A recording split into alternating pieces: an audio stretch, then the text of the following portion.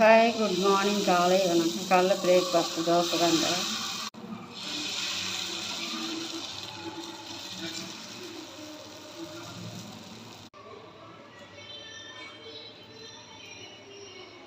தோசை திருப்பி போட்டுக்கிட்டோம்.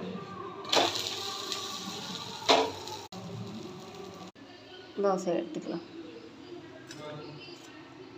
காலைல பிரேக்ஃபாஸ்ட் அவ்வளோதாங்க. மொறுன்னு தோசை, தேங்காய் சட்னி தாங்க அரைச்சிருக்கேன். சட்னி ஊற்றிக்கலாம்.